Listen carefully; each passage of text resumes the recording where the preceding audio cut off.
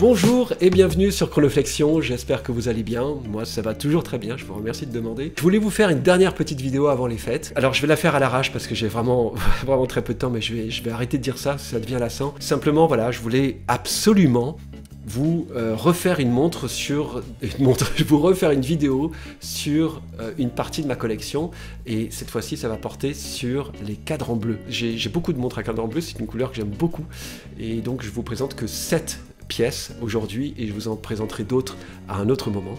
Et voilà, je crois que j'ai à peu près tout dit, et c'est tout de suite après l'intro.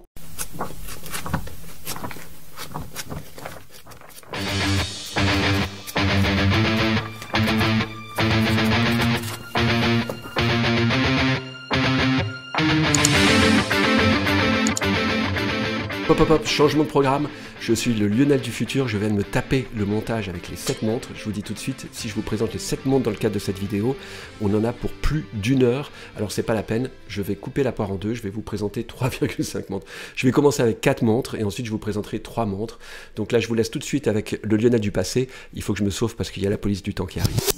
Alors les amis, je vous propose qu'on commence tout de suite avec cette Vostok Amphibia référence 420059, la fameuse Scuba Dude. Elle s'appelle comme ça parce que vous avez un personnage en scaphandrier autonome qui est situé ici à midi. C'est une impression qu'on va retrouver sur pas mal de Vostok d'ailleurs. Et on peut retrouver pour ce modèle-ci ou un modèle très similaire également un tank ou un fond uni. Et c'est un modèle qui est très peu cher. Moi, il m'a coûté 93 €, vous pouvez le retrouver entre 50 et 150 €. Ça dépend où vous la trouvez, si vous la prenez d'occasion ou pas. Voilà, moi c'était une version neuve que j'ai achetée en 2019, c'est un modèle qui date précisément de 2017. Je vous disais que c'est une marque emblématique, hein, c'est la marque emblématique russe, et puis ce modèle-ci a été produit à partir de 1967 si je me souviens bien, et c'était à la demande du ministère de la Défense russe. On va pas trop parler de tout ça hein, dans le cadre de cette vidéo. En tous les cas, cette montre que j'aime beaucoup, hein, qui est vraiment charmante, qui a vraiment ce charme déjà de la marque, qui est une marque historique, mais également cette montre présente pas mal. Regardez ce verre là, cette petite déformation, c'est un verre en ésalite. Pour le reste, ça peut paraître un peu toc comme ça, mais vous allez voir, elle réserve quelques surprises. J'ai quand même envie de vous en parler un petit peu de cette montre. Allez, je vous donne les spécifications déjà. Alors, 39 mm de diamètre, 45 mm de corne à corne, 16 mm ou 15 mm d'épaisseur. Donc elle est assez épaisse, mais ça passe, hein. Ça passe totalement avec le verre bombé, pas de souci. L'entrecorne, il fait 18 mm. Le boîtier est en acier inoxydable, et elle est annoncée à une étanchéité de 20 bars. Et je me suis amusé à regarder un petit peu, parce que j'y croyais très peu. C'est une montre comme ça qui fait chic et toc. Je pensais pas qu'elle pouvait être étanche jusqu'à 20 bars, et j'ai regardé un petit peu sur YouTube, et je suis tombé sur 2 Finlandais qui font des tests sur plein d'objets. C'est pas du tout une chaîne horlogère, et à un moment donné, ils se sont attaqués à cette pauvre petite Vostok, et puis ils l'ont mise dans un caisson de compression. Et ils l'ont monté jusqu'à plus de 100 bars, je crois, ou pas loin de 100 bars. On va le voir sur les images, je vais les retrouver, je les passerai en même temps que j'en parle. Et la montre a commencé, la trotteuse s'est arrêtée, je crois, aux alentours de 80 bars. Et ils l'ont monté jusqu'à je sais pas combien de bars, jusqu'à ce que le verre en ésalite finisse par se fissurer puis exploser. Et vous comprendrez d'ailleurs sur ces images pourquoi les verres en ésalite sont plus fiables que les verres en saphir pour les plongeurs, parce que ça commence par se fissurer et ça n'explose pas d'un coup. Et c'est ça qui est assez remarquable. Donc c'est une vraie montre de plongée, et qui descend à bien en dessous de 20 bars. C'est quand même assez incroyable pour une montre à 93 €. On peut parler du mécanisme aussi. Le mécanisme, c'est un tracteur, c'est un mécanisme genre qui dure ad vitam aeternam. C'est le fameux 2416B qui est anti-choc aussi, hein, je crois d'ailleurs, de chez Vostok. Donc un mécanisme in-house pour une montre à 93 €, encore une fois, qui offre une réserve de marche de 31 heures. Donc bon, on est en dessous des NH35, Miyota, etc. Et même Cellita, qui est à 38 heures de réserve de marche. On est en dessous, mais qu'est-ce qu'on s'en fiche. La précision, c'est une précision de plus 60 secondes, moins 20 secondes par jour. Donc c'est pas ça non plus, c'est pas la précision qu'on va rechercher avec cette montre. Non, ce qu'on va rechercher, c'est la marque historique, le modèle iconique, pour un prix avoisinant en dessous de 100 €. Voilà, c'est tout à fait incroyable. Alors pour les aspects, pour les défauts de la montre, en fait, allez, à ce prix-là, on va se dire c'est pas très grave, mais quand même, il faut que je vous en parle. Cette lunette rotative, écoutez les clics. Vous entendez ? On n'entend rien. Eh oui, on n'entend rien parce que c'est une lunette à friction qui offre une certaine résistance quand même. Hein, donc il est possible qu'elle ne se dérègle pas si facilement que ça sous l'eau. Mais c'est une lunette à friction bidirectionnelle. Il n'y a aucun clic. Donc c'est pas là-dedans qu'ils ont investi. J'aime bien les couleurs aussi, le demi-cercle, le quart de cercle pardon, en rouge. C'est très, très sympathique. L'aiguille en rouge aussi. Et cette très jolie couleur bleue du cadran qui est dans une sorte de bleu canard en fait, de bleu pétrole. J'aime beaucoup. Elle a son charme, hein, cette montre. Pour continuer sur les aspects un petit peu déroutants, plus qu'irritants, hein, vous avez cette couronne ici.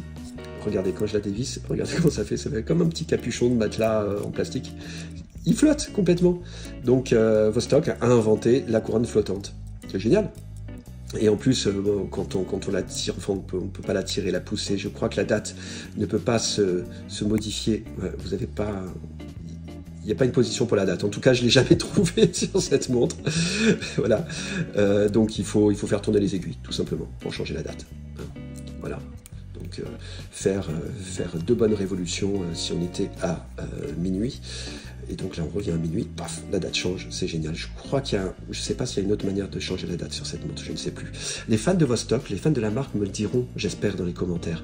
Je sais qu'il y a toute une communauté qui sont complètement à fond sur ce type de montre. Et je comprends pourquoi, hein.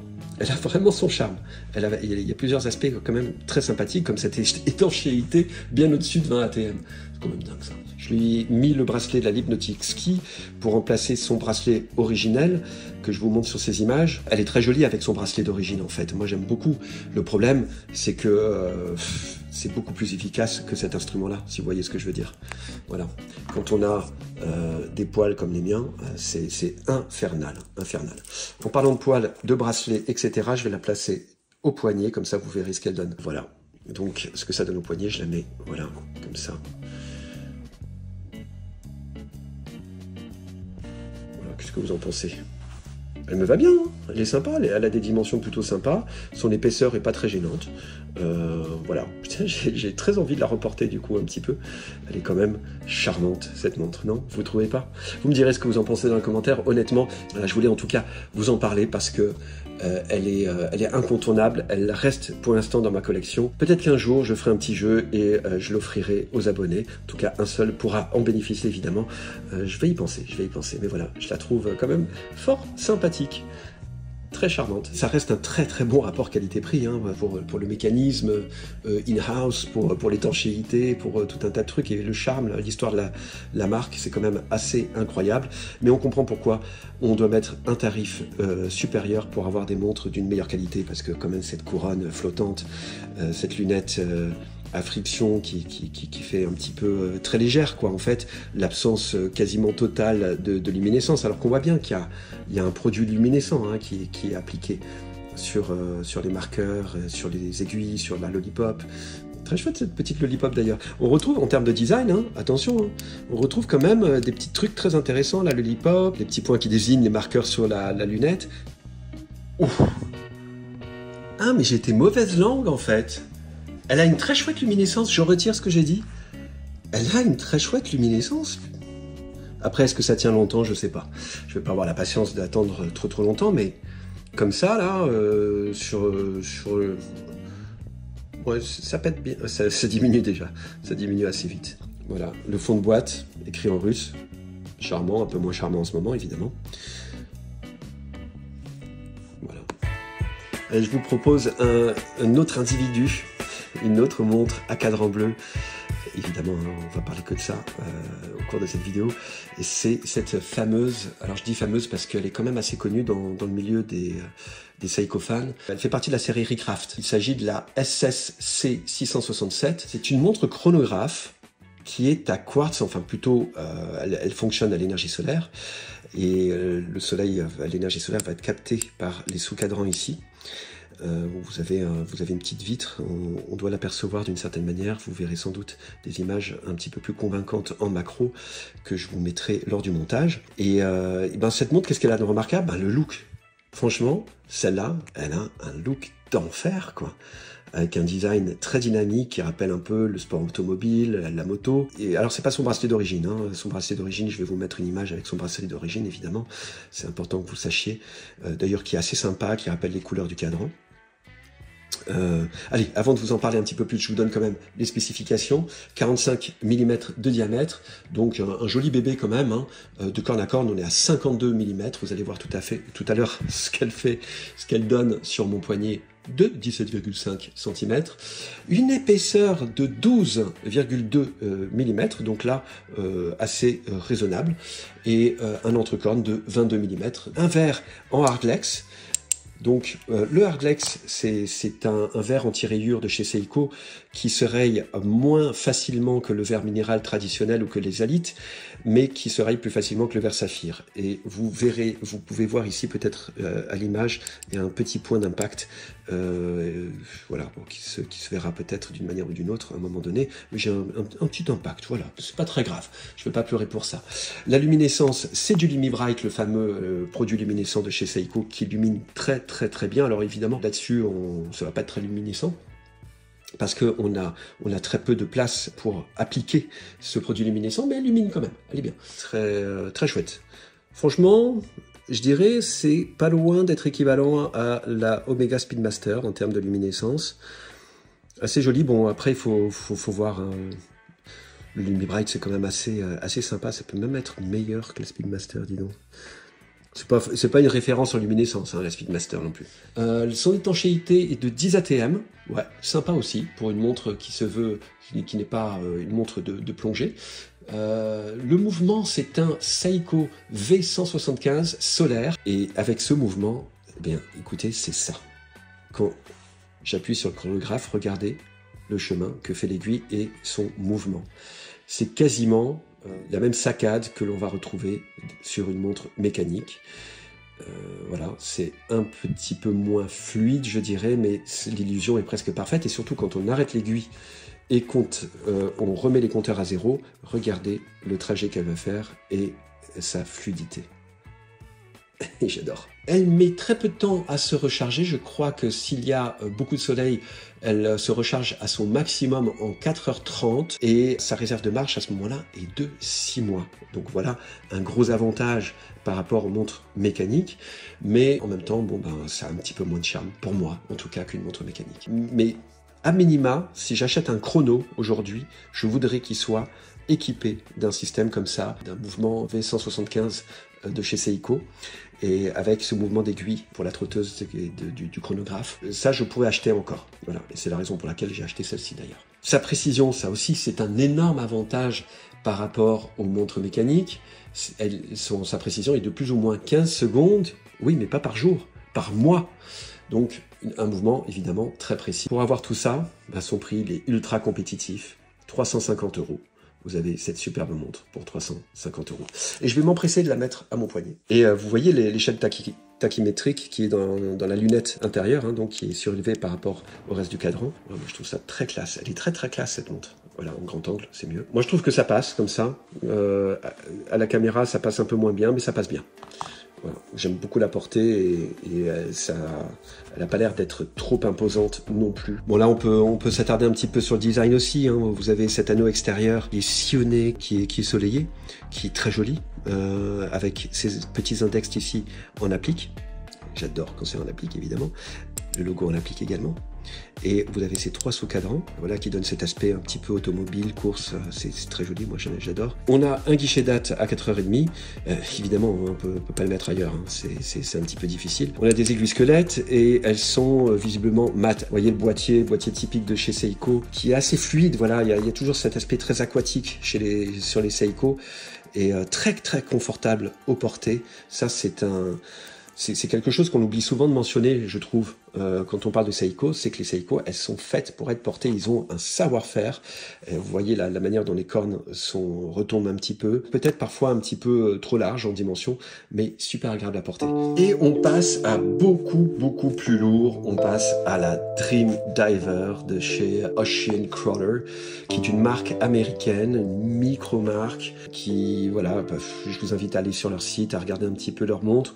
J'aime pas tous leurs modèles, mais celui-ci m'avait fait de l'œil dans sa version rouge que je vous ai présentée dans ma collection de montres à cadran rouge. Donc je vais mettre le lien évidemment en haut à droite de l'écran. J'ai acheté les deux modèles. J'ai été complètement dingue à l'époque. Et il y avait aussi un modèle orange. J'aurais pu prendre les trois, mais il faut pas exagérer. Et le modèle orange qui est très joli aussi, mais le modèle rouge est somptueux. Et je l'avais d'abord craqué pour elle en rouge. Et puis après, quand j'ai vu celle-là, et avec ce cadran qui est comme en fibre de carbone, là, je sais pas trop comment on appelle ça, on dirait, c'est la texture que je retrouve sur les voiles de planche à voile, que quand je faisais la planche à voile, hein, maintenant ça a dû changer sans doute, mais c'est vraiment, c'est comme un tissu, ça donne des reflets vraiment particuliers, ça joue très bien avec la lumière, je sais pas si ici on le voit, voilà. Je vais vous montrer d'autres images que j'ai faites entre temps. Voilà, ça m'intéressait et du coup j'hésitais tellement entre la rouge et la bleue, je me suis dit allez tant pis, je vais prendre les deux, je vais leur demander de me faire un prix. Et ils m'ont fait un excellent prix, ils m'ont fait moins 30%, donc ça valait vraiment la peine. Voilà. En tout cas, cette montre, qu'est-ce qu'elle a de particulier autre que ce cadran que vous pouvez trouver d'ailleurs assez chargé, hein, parce qu'on voit des écritures un peu partout, ça c'est très américain, ils aiment bien mettre des trucs un peu partout. Non, ce qu'il y a de remarquable avec cette montre, je vais vous donner ses spécifications tout de suite, mais d'abord je voudrais commencer par là, c'est qu'elle a une étanchéité de dingue, elle est étanche à 60 ATM, 600 mètres, ce qui est quand même très bon. Et en plus elle est équipée d'une valve à hélium, ici, une soupape, je crois qu'on dit une soupape à hélium, c'est ça. Et donc c'est vraiment une montre de professionnel, les 600 mètres, c'est avéré, hein. Ils vont faire des tests d'étanchéité, ils vont jusqu'à 600 mètres, donc c'est pas du blabla, c'est vraiment certifié. Et vous avez également un revêtement en DLC, Diamond Like Carbon, qui est un revêtement extrêmement dur, de couleur noire, hein, évidemment, vous le voyez ici, et vous pouvez jeter la montre par terre, et elle va pas se rayer, c'est d'une solidité vraiment dingo. Ils font un réglage de leur Celita, c'est un Celitas W200-1, ils font un réglage aux petits oignons, il est réglé à plus ou moins 5 secondes en 3 positions. Moi j'ai vérifié ça sur mon time grapher et elle est extrêmement précise, hein, elle est même plus précise que ce qu'ils annoncent. La lunette, elle est très chouette, elle est juste la résistance qu'il faut, et pour pas qu'elle tourne toute seule dans l'eau. Alors moi je plonge pas, hein, je fais que mon connaisseur, mais je plonge pas du tout. Mais les plongeurs apprécieront. Et donc voilà, elle offre juste la résistance qu'il faut, mais elle est suffisamment facile à tourner. Ça fait un petit bruit de plastique comme ça, mais ça on s'en fout. Ce qui est important, c'est la fonctionnalité, puisqu'il s'agit d'une tool watch. Et puis le Super Luminova. Alors là, on va faire l'expérience tout de suite, là, voilà. On éteint tout, et ça lumine de dingue. Voilà. Là, j'ai encore la lumière de l'écran en face, mais tout de suite, ça s'illumine. C'est assez incroyable quand même, cette montre, pour un prix qui est à 1000 €. Elle fait 44 mm de diamètre, aussi encore un joli bébé, 52 mm de corne à corne, donc comme me semble-t-il pour la précédente. Elle dispose d'un verre saphir anti-reflet. Bon, l'anti-reflet a des limites, hein, évidemment, mais voilà. Un joli verre saphir bombé, comme vous pouvez le remarquer. C'est du Super Luminova, alors c'est pas du BGW9, c'est du C3, hein, puisque la couleur est verte, et la couleur verte c'est le C3 en général. Réserve de marge pour le Celita, 38 heures. Je vous ai à peu près tout dit sur cette montre. Très confortable au porter aussi. Tiens, je vais la porter. En plus, ça va très bien avec mon petit sweatshirt. Voilà. C'est quand même une jolie montre. Celle-ci, il est possible que je la vende un jour. Mais j'hésite parce que je la trouve quand même... Moi, je la trouve personnellement très jolie. Ouais. Voilà, chacun ses goûts, hein. Qu'est-ce que vous voulez. Vous n'êtes pas obligé d'avoir les mêmes que les miens. Ces montres-là, aussi, elles passent par 10 tests différents, 10 tests où ils font tomber la montre, où ils en vérifient la solidité. Et le test le plus sévère, c'est l'impact au marteau. Tout simplement. Et en fait, ils font en sorte que ces montres puissent résister à un choc équivalent à 6000 G, des centaines de fois supérieur à un crash en voiture. C'est un truc de dingue. C'est pour ça que je vous dis, cette montre et cette marque, elle est hallucinante. On le voit pas comme ça. Quand on porte la montre, on sait pas trop ce que c'est. Voilà. Puis en plus, vous avez le Luminova qui est sur les marqueurs. Moi, j'adore. Non, franchement, elle est très cool. Et j'aime bien la porter. Mais également en été. Hein. C'est rare que je la porte en hiver, ça. Alors, on revient à du plus léger maintenant. Mais vous allez complètement halluciner pour ceux qui connaissent la marque, parce qu'on l'a très peu souvent vu sur le YouTube francophone, voire anglophone également. Il s'agit de la Briston, la Clubmaster Diver en acier brossé. J'ai publié quelques photos de cette montre sur mon Instagram, mais j'en ai jamais parlé sur YouTube encore.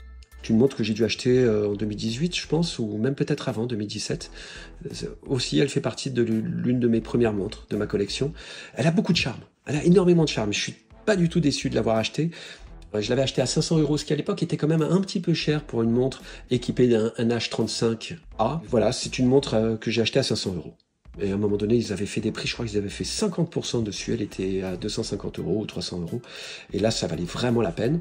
Pour 500 €, pourquoi pas? En tout cas, ils ont vraiment un design qui est caractéristique de chez eux. Bon, le cadran a rien d'extraordinaire en soi, comme ça.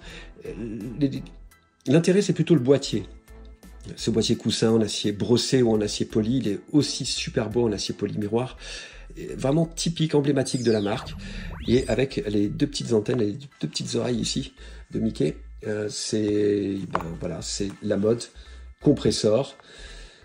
Vous avez cette lunette interne rotative, très facile à utiliser. Voilà, on vise pas, hein, c'est pas une couronne vissée ici, donc c'est pas protégé.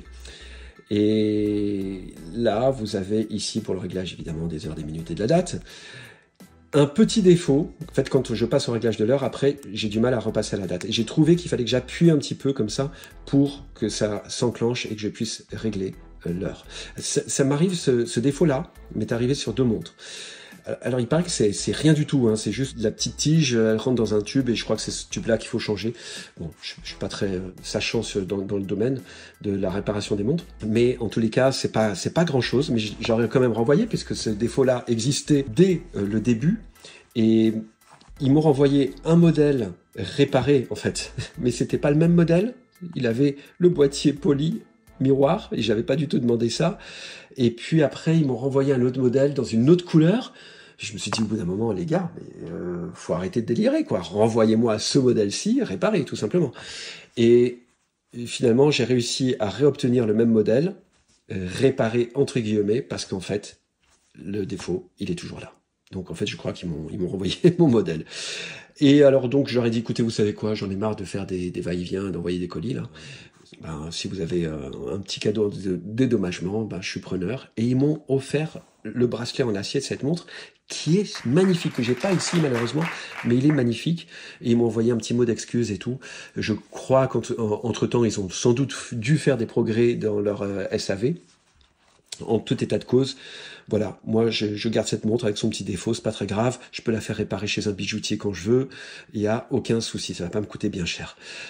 Et en attendant, elle est quand même fonctionnelle, et voilà, elle marche tout simplement. Mais regardez cette couleur, cet effet, ce que j'adore, c'est quand la lumière passe à travers ce verre en minéral, qui est bombé, et on voit la lunette ici qui est surélevée aussi, très, très en pente. J'aime beaucoup ce design de boîtier, qui est vraiment typique de chez eux.